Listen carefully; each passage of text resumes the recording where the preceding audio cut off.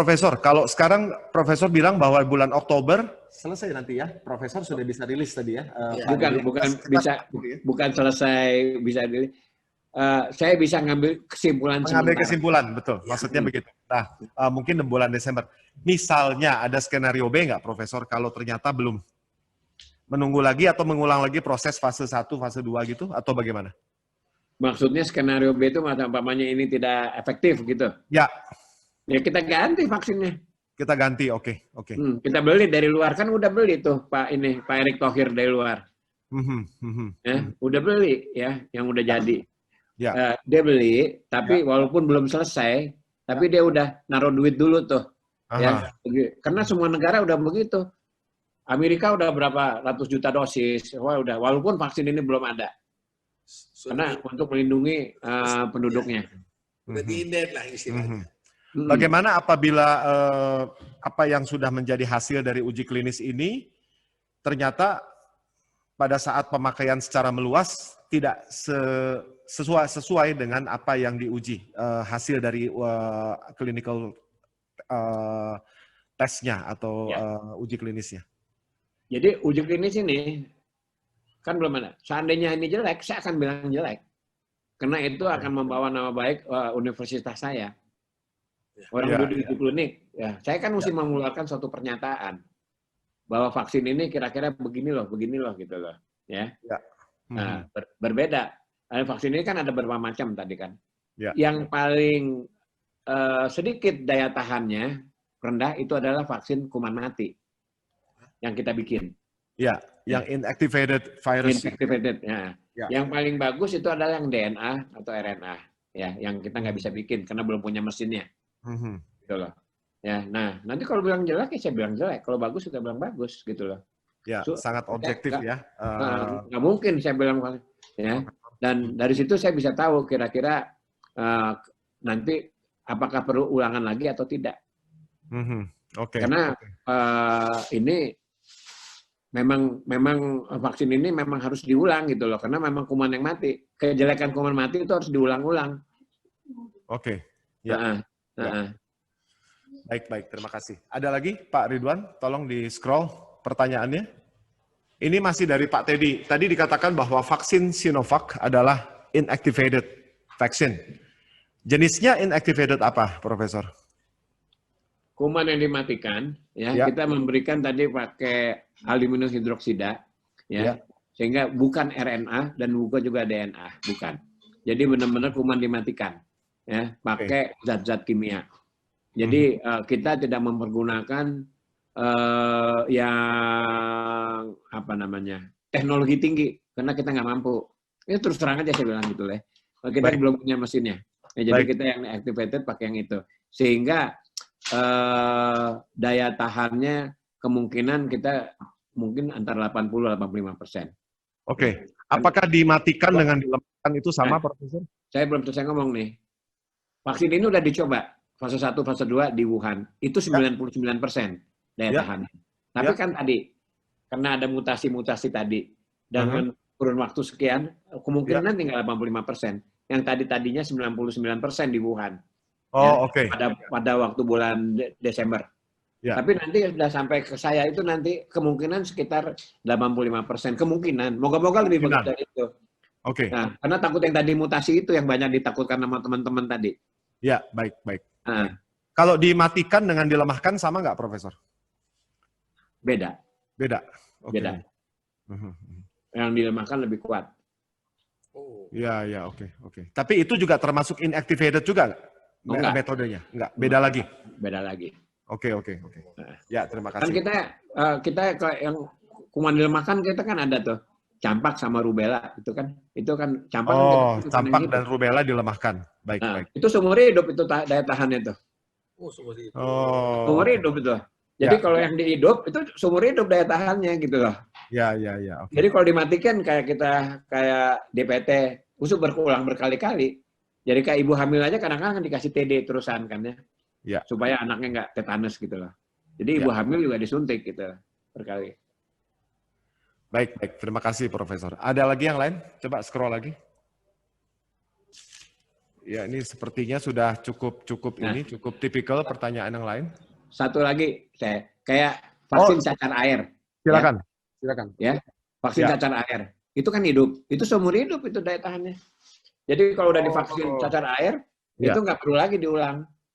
Biasanya seperti itu. Satu kali saja ya. Nah, kecuali kalau dia punya ada gangguan imunologis. Jadi ada gangguan orang itu, ya mungkin dia perlu beberapa kali, walaupun dia kumannya udah hidup. Tapi secara normal cukup satu kali untuk campak, untuk cacar air gitu.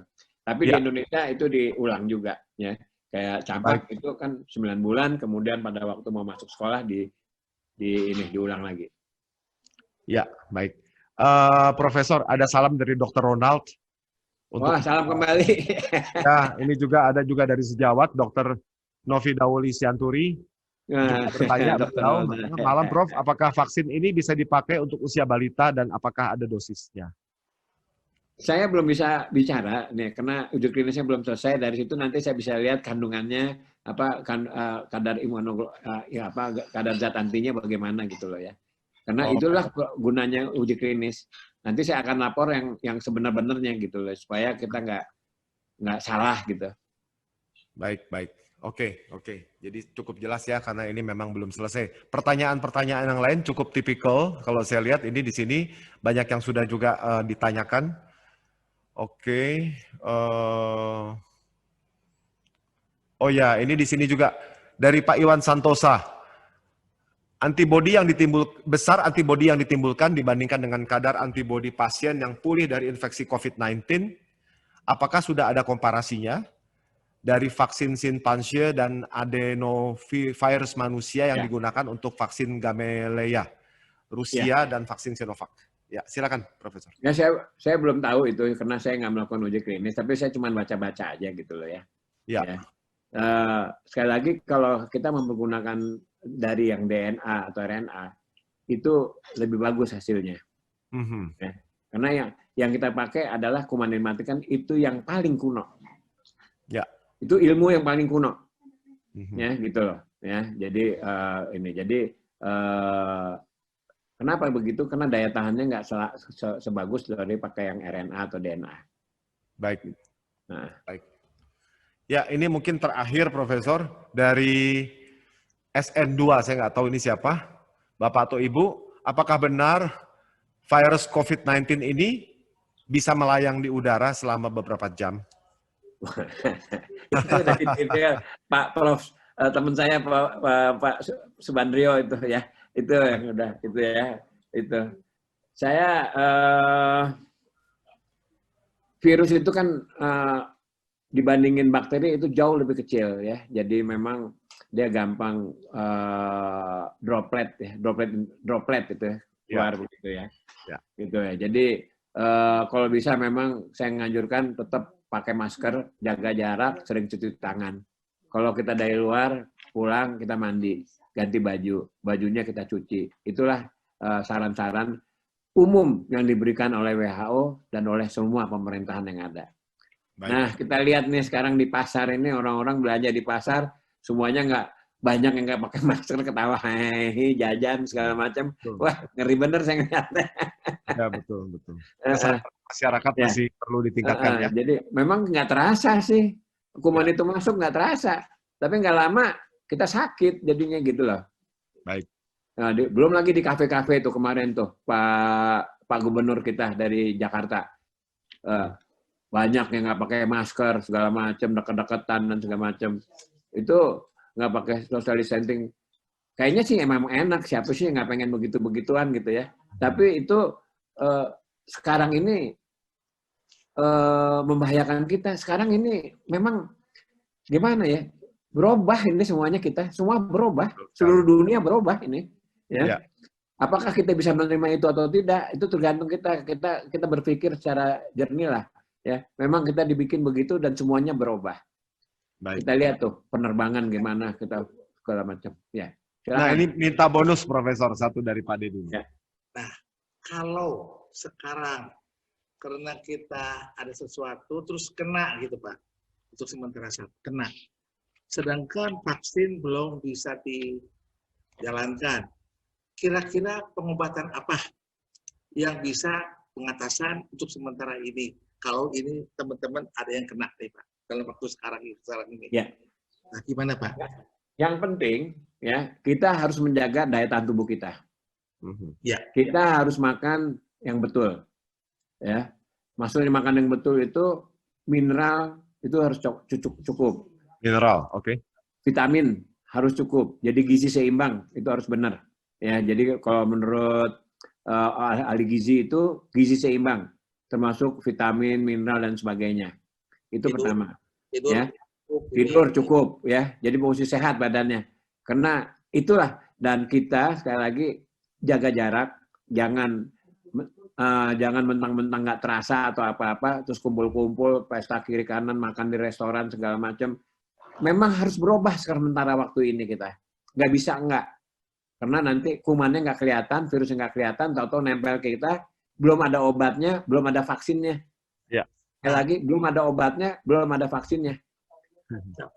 Apalagi yang komorbid kayak saya udah tua begini, ngeri saya juga gitu loh. Ya. Ya. Saya ada darah tinggi, ada gula gitu. Udah umur 70 udah macam-macam tuh yang datang. Betul. Di luar COVID ya, Profesor ya. Ya, itu seperti sekarang tuh untuk meringankan kena apa itu ada yang ngomong pakai obat kina dan sebagainya ya. Kira-kira itu memang betul Profesor bahwa ada sesuatu obat yang ya isinya bukan mau jadi baik ya, mungkin bisa membantu lebih cepat sembuhnya gitu. Ya, dengan tambah tadi vitamin yang tadi itu. Ya, oke. Ya itu kan namanya kita menambah, kita ikhtiar kayak umpamanya kayak apa, obat-obatan tradisional kita itu kan isinya vitamin sama mineral yang kita ambil. Ya kalau kita pengen tahu obat yang udah ada itu tanya ke WHO, belum ada sampai sekarang obatnya. Ya, belum ada. Ya, herbal yang ada itu adalah untuk meningkatkan daya tubuh karena isinya herbal itu adalah vitamin dan mineral, bukan obat. Kalau mau tanya obat, cari ke WHO, itu ada.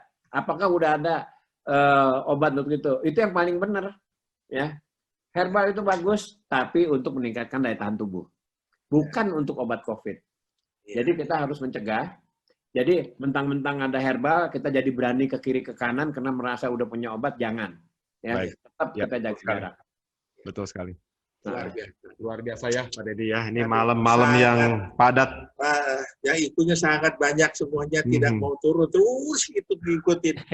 Karena ini pertama kali Profesor yang bisa memberikan pencerahan di inti ini, maka itu sangat semangat sekali.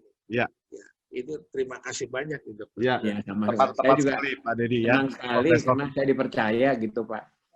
Ya, terima kasih Profesor sudah berkenan. Kehormatan besar buat kami memiliki kesempatan untuk bisa mendengar banyak dari ahlinya, dari orang yang punya kompetensi dan kapasitas yang luar biasa. Bapak Ibu, kami harus berakhir acara ini. Kami mohon maaf apabila ada hal-hal yang mungkin kurang berkenan.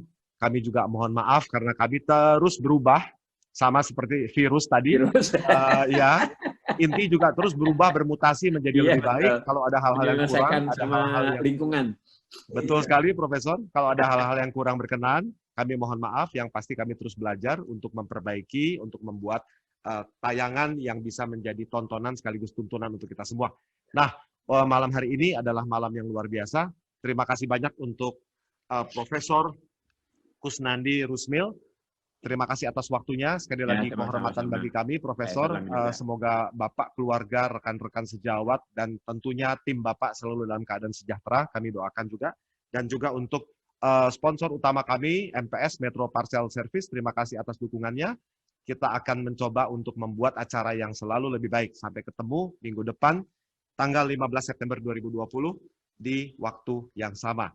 Sekali lagi, salam kebangsaan. Ya, oke. Ya.